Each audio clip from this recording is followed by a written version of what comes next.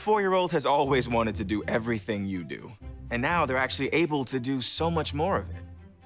You can now have conversations about things, places, feelings, and experiences like never before, and begin to get a glimpse into the way your child thinks. And while there's a lot they can do now, having age-appropriate expectations is an important part of parenting as they grow. Self-control and attention. We are all unique, and we all respond differently to our environment. Some of us may be more active than others, and some of us may be more distractible. Some of us may seek out new adventures and experiences, while others are more comfortable with routines and familiar settings. And our temperament can very much impact our self-control and attention. It's important to understand what young children are capable of so they can succeed in their childcare and preschool settings. For example, it's not realistic to expect any 4-year-old to sit still for long periods of time. But it's even harder for very active 4-year-olds. It's a lot easier for them if they had a chance to be active throughout the day to get them to focus, a little bit later on. 4-year-olds should be physically active as much as possible, at a minimum for at least 2 hours each day. It's fine to break that up throughout the day into smaller bursts of activity. Playing games that require kids to start and stop, like freeze dance and red light, green light, helps children learn how to listen and pay attention even while in action, and to stop one action and start another when they need to. But even like a good old-fashioned game of tag or hide and seek, those are classics for a reason. They work so well. These skills will help them pay attention in school. While practicing self-control is important, all kids need free play to explore and create.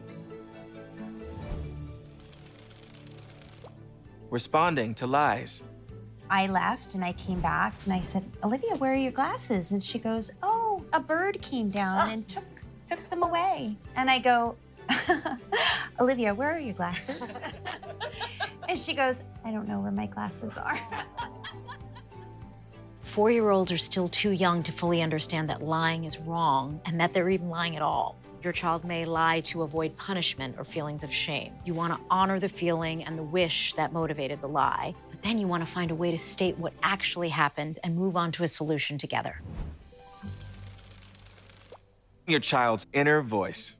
The way you talk to your child will shape the way they talk to themselves. Imagine yourself creating a recording that your child will play back throughout their lifetime. What messages do you want them to hear? I have realized that my inner voice is very harsh, and I definitely don't want that for my kid. Whenever I would go, "Cora," she would just cry and freeze. And I had to work really hard on that because I built a very scared little girl. When you forgive your child, they learn to forgive themselves. When you celebrate their strengths, they learn that they are capable people. For me, it was really important because Winter is a girl. She is of mixed race. She also has Down syndrome. That she feels confident about her appearance, who she is, the way that she sounds. Like, all of her differences make her who she is, but it's things that I want her to be proud of. We don't say bad or good behavior. We say bad or good choices, because everything comes down to choices. So you're not bad because you decided to knock over your brother's Legos and stomp on them. You made a bad choice. Negative labels can really affect how a child feels about themselves and can often worsen a child's behavior. Especially as a Black girl in America, I want her to know her value. Again, I want her to know her voice matters, and just no matter what, she can do anything. Managing behavior.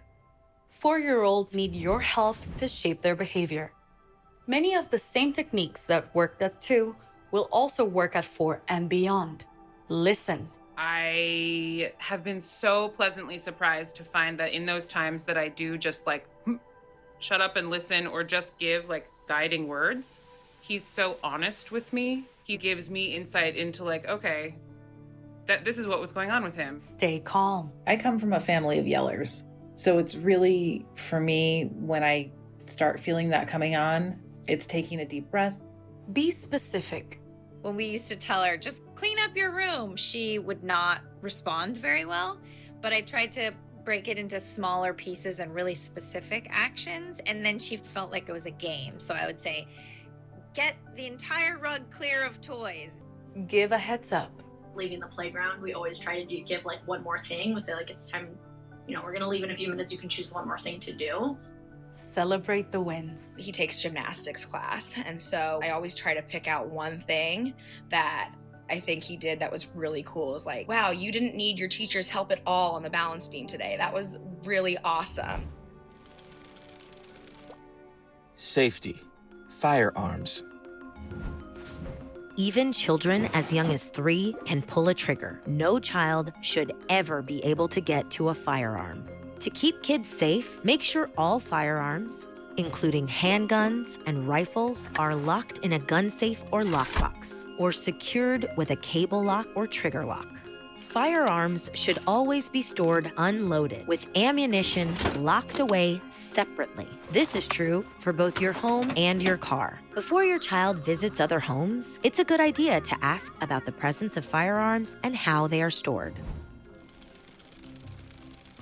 Self-control and attention. Children's self-control and attention vary with their temperament.